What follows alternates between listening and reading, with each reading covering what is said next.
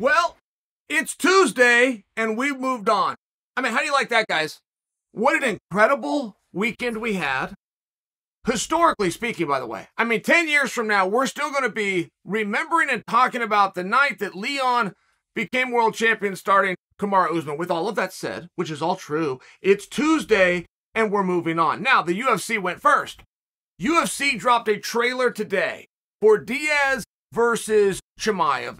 This trailer and the folks that made it, it's nothing short of perfect. And Diaz versus Chimaev isn't going to work. It still doesn't work. It's not going to work until about 4 days before the fight. And then it is going to go off the charts. This fight is built around one thing, and you don't have it yet. You won't have it. This fight's September 10th. You're not going to have this till about September 6th. What if? The whole fight is about what if. You could make posters and billboards and stick them around Las Vegas, and don't put Diaz or Chimaev on it. Put their faces and put what if. Everything is hanging on that question, and as each day goes by, Diaz starts to look a little bit better. Not just my opinion, not just your thoughts. The line in Vegas is starting to shorten, and it's going to continue. This thing opened up. I happen to be in this chair, just for perspective from my standpoint. I was in this chair when that fight got announced. I looked down at my phone. DraftKings had this as an 8-1 spread, favoring Chimaev. I came back here 24 hours. It was 12-1 Chimaev. It had swung that far. This is closed. And just so you understand, this is going to come as close as 6-1. Good spread. Don't deny that. Trying to prove a different point, which is this is one of those fights from a promotional standpoint. As it gets closer, that fire is going to burn more and more. And when the hell does happen? What are you going to do if you have a magic wand at 170 pounds? Yesterday, if you would have had that authority, you would have made Kamaru Usman versus Leon. But today, you've got a little bit different information. George Masvidal has positioned himself very well for Leon Edwards. I don't predict for you that George is going to go and get a world title fight. However, I do think that George owes Leon a fight. And I think that you guys all agree with that as well. I think that George has owed Leon a fight for a meaningful period of time. George gives a 3-piece and a soda to Leon. They're both equals at that point. People know who they are, and they got some experience, and these are sure respected and tough guys. From that point forward, Leon stays where he's at. Everything that I just named, which is all positives. But George goes on to be the second biggest star in the entire sport. I mean, George's rise was meteoric. How do you feel if you're Leon? You're ranked in front of a guy. You got punched 4 times and never answered for it. You don't get a shot to get in the ring and do it for political reasons surrounding it being caught on video. I mean, how do you feel if you're Leon? So it's one of those positions where most definitely I do think that George Masvidal and Leon should get matched up. I do think that enough period of time has gone by. I do think that that should happen. I also think that we should preserve the idea that Chimaev versus Diaz is a #1 contenders match. Now, Diaz is all done and walking out. We all know what that means when we say this is going to be a #1 contenders match. We don't say it, but if Chimaev wins. And getting Chimaev, who was 1 win away from fighting for a world championship, guys, this goes back to the pandemic. I've lost track of time. It's roughly 2 years, but Chimaev was signed, done. It was signed. He was going to fight Leon. Chimaev had no ranking. Leon was #3. The way that they got Leon to agree to give this very potential-driven, unknown young man named Chimaev an opportunity was to tell Leon it's a #1 contenders fight. I know this isn't the fight that you wanted. I know somebody's got to jump on a grenade. It's going to be you. But if you do it and you succeed, here's the big basket of gold that you get. I bring that to you because that's not just from Leon's perspective. That was also Chimaev's. 2 years ago, Chimaev, who has not lost since, who's been absolutely perfect. 2 years ago, he was promised a #1 contenders match.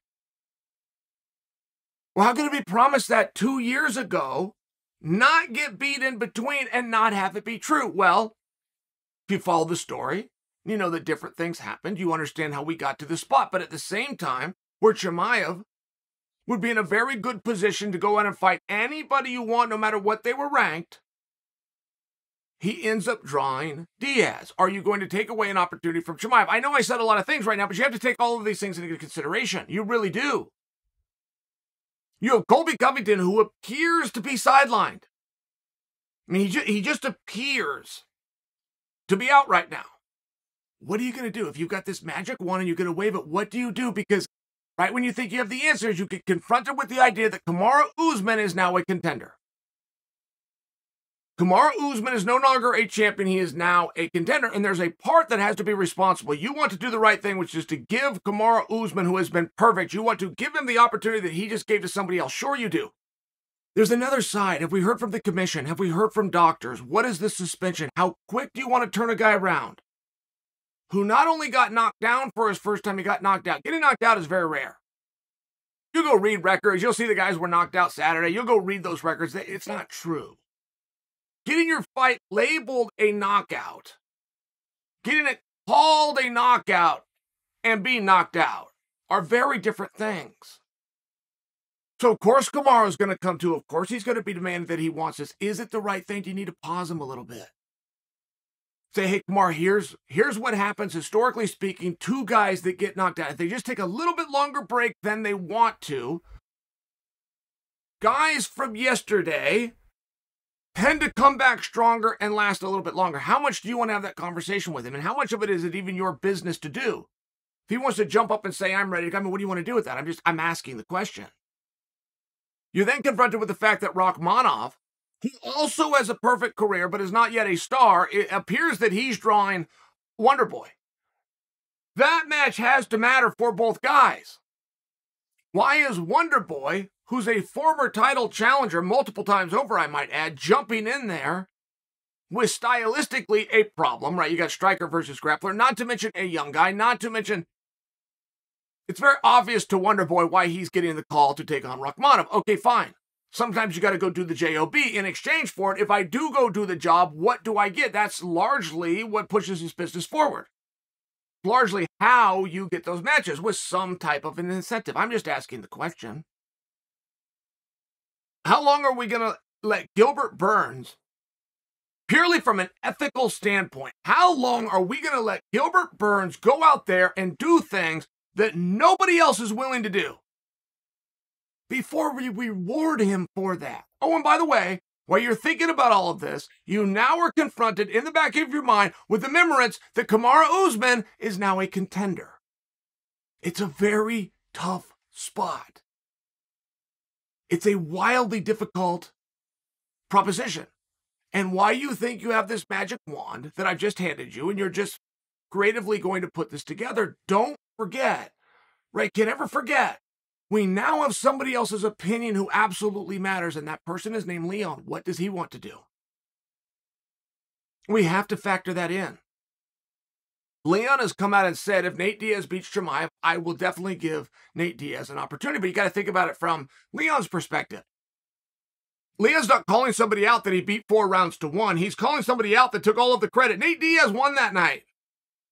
That was the third fight from the top, just to put it for perspective. The third fight from the top, the guy who was defeated in Nate Diaz, he's going to be a main event. Nate Diaz won. He had the high spot. He laid his case out. Everybody went with it. So if you're in Leon's perspective, it doesn't matter that you won. That's the guy that people are asking you about. That's the guy that people are questioning you about. That's the guy that people are telling you all over your social media and any other form of access that you have, that if he knew how bad you were hurt, if he had 30 more seconds, if he would have followed up with a hook, you would have been done. You would have been beaten. You'd have never got in there with Kamaru Usman. You can see from Leon's perspective, he's not going after a match that he believes he can win. He's going after a match that he needs to prove to you guys that he did, in fact, win. It's very different. It's not as obvious as you think. And I sit to you here on Tuesday morning, we're already moving on. It's a very interesting spot, guys. Because if you come up and you tell me what you're going to do, who you're going to put against Leon, oh, and by the way, it doesn't involve Kamaru and it doesn't involve Chimaev, you're now talking about having Kamaru and Chimaev both in the contenders pool. You're talking about potentially having Kamaru Usman versus Chimaev for a #1 contenders match. You're talking about possibly having Kamaru Usman versus Chimaev if they were both available, if that's not the person that you moved into the finals against Leon, in a co-main event spot for 15 minutes as opposed to 25, which is a very different match. Do you see where gamesmanship comes in here? Kamaru Usman very likely, I haven't spoke to him, I'm not going to reach out for him a couple days, but very likely doesn't want anything, can't even sleep. All he can think about is Leon and get me back in there and do it immediately. But imagine a little bit of time went by. Somebody explains to him, hey, your paths with Chimaev are going to cross. You're aware of that, right? Yeah, I'm aware of that. Is that a pretty hard fight in your opinion? Yeah, it's a pretty hard fight in my opinion. Okay, listen, I have a way.